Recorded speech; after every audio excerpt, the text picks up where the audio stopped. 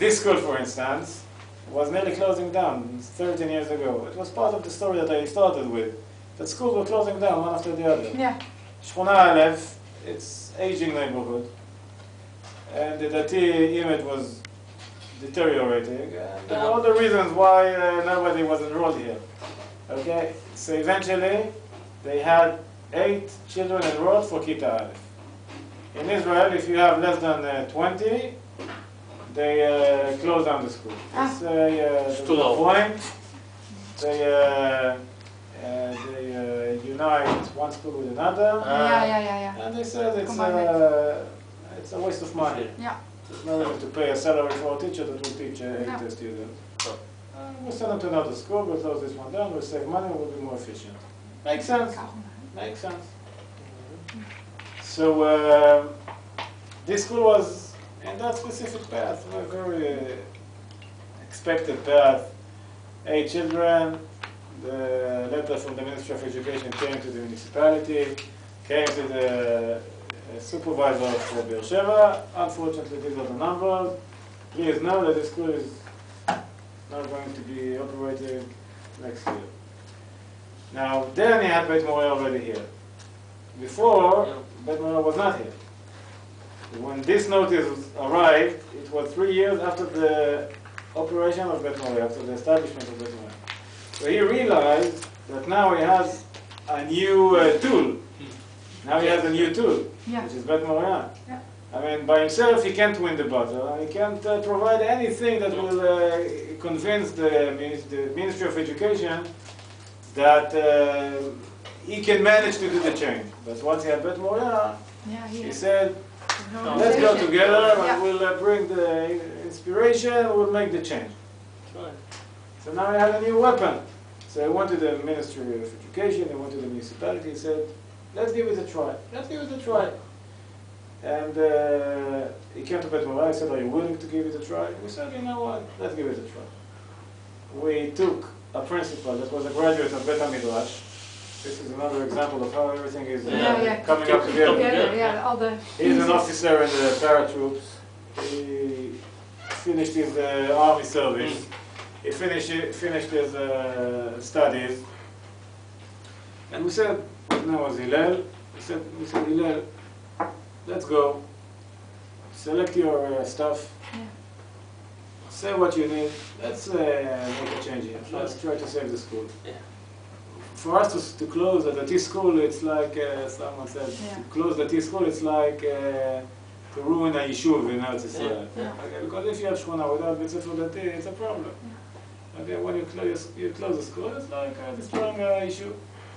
Not less than that. So we said, let's give it a go. So we selected new staff, motivated staff, with inspiration. And now he had 613 students. Wow. And this was the largest primary school in Be'er Sheva. Oh. And obviously it won the prize of the Ministry of Education, and very attractive school.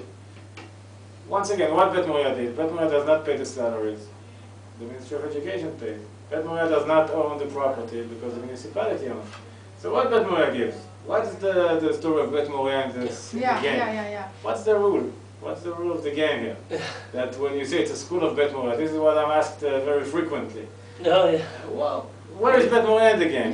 Okay. The principal is paid by him, the building is owned by him, the staff. So we say what Beit Moriah brings in, besides financial support, which is important. Of course. It's important to some extent that you have extra facilities, you can afford to have extra hikes for the children, or extra events, which makes it more attractive compared to others. This is important, but it's not the key point. It exists, but it's not the key point.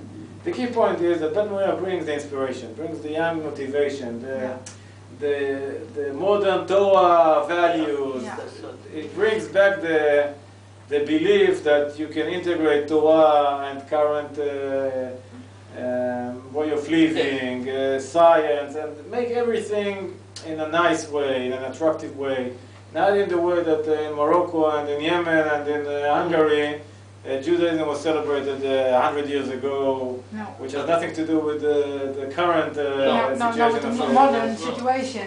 Yeah. Yeah, so you make Judaism attractive, lively, relevant, Yeah. and at the end of the day, when parents realize that the children are coming home, no hitting, no beating, they go to school happily, they wake up easily. I mean, these are the points Yeah. that matter It's to very parents. important. It's very important. I mean, they don't know exactly what the child is doing in the school. No. But when they see that he wakes up happily, he comes home with a smile, he succeeds, he gains nice degrees, he is, that's what they need. Okay. So everybody asks me, Rega, but a few minutes ago you said that it's an aging neighborhood, and the image was drowning, deteriorating. So where those kids eventually arrived from? Where were they before? If there were 8 children in Kita Aleph before, where the other 50 or 60 came from?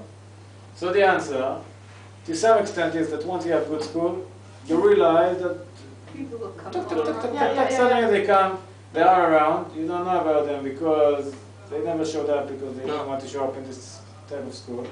Now that it's an attractive school, the atmosphere is nice, and suddenly they're all alright.